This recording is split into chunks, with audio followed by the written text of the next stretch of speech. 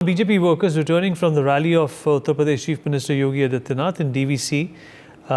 area were allegedly attacked, is what we are learning. BJP MP Dilip Ghosh has said that there is nothing new in breaking vehicles, shouting slogans of go back, etc. When this demonic power starts destroying, violence increases, everything will cool down after the 4th of June. Rainik Datta, my colleague, is joining us on the broadcast to talk more about this. Rainik, फिर से एक तरह से Bharatiya Janata party और TMC के बीच में टकरार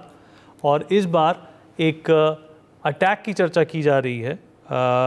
जो पश्चिम बंगाल में रोजमर्रा की बात है।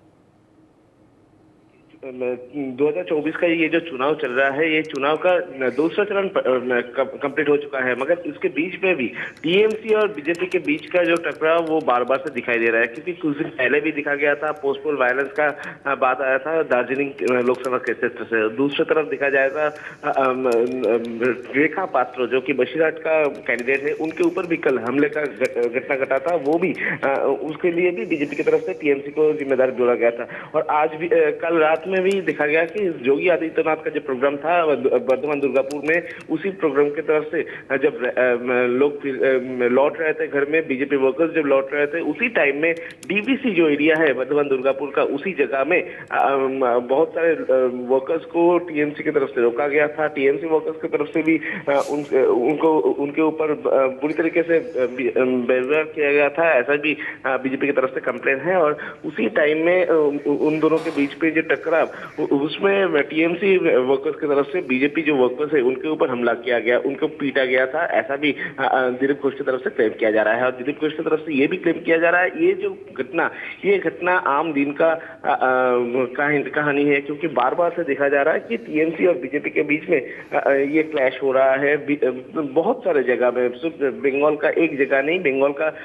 जो भी जिला है, हर एक जिला में बीजेपी और टीएमसी के बीच में जो टकराव बार बार से सामने आ रहा है। उसको लेकर ही दिलीप घोष की तरफ से ये कमेंट किया गया है कि 4 तारीख यानी 4 जून रिजल्ट निकलने के बाद ये सब घटना थम जाएगा, क्योंकि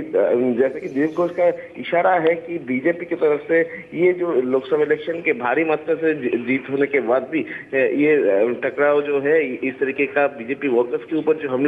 ये हमला रुक जाएगा, ऐसा दिलीप घोष की तरफ से कहा जा रहा है। दूसरी तरफ अगर देखा जाए, ये जो हमले का घटना को लेकर वर्धमान दुर्गापुर पुलिस स्टेशन में एक कंप्लेंट भी दायर किया गया है, एक एफआईआर भी दायर किया गया है, जिस एफआईआर में ये पूरा घटना के पीछे टीएमसी का जो उधर का लीडर है, लोकल लीडर इन्वॉल्व है और लोकल लीडर के इंस्ट्रक्शन में इस तरीके का घटना घटाया गया है, ऐसा कंप्लेंट में लिखा गया है बीजेपी वर्कर्स की तरफ से। अभी पुलिस की तरफ से भी इन्वेस्टिगेशन किया जा रहा है कि ये जो हमला का घटना घटा था, इसमें कौन कौन शामिल था, ये किस वजह से तैयार किया गया था। बीजेपी की तरफ से ये भी कहा जा रहा है ये हमले के घटना में अभी तक बीजेपी का 2 कार्यकर्ता बुरी तरीके से घायल हुए हैं, उनको हॉस्पिटल में ले जाया गया है, उसका ट्रीटमेंट भी जारी है। अभी देखना है कि ये जो सिचुएशन बार बार से बंगाल में सामने आ रहा है, इलेक्शन चल रहा है और इसी बीच में इस तरीके का जो घटना बार बार से सामने आ रहा है, इसको कंट्रोल करने के लिए इलेक्शन कमीशन या पुलिस की तरफ से क्या क्या एक्शन लिया जाता है। रैनिक, इस जानकारी के लिए हमारे साथ जुड़ने के लिए आपका शुक्रिया। For more such videos, subscribe to the NewsX YouTube channel, hit the bell icon.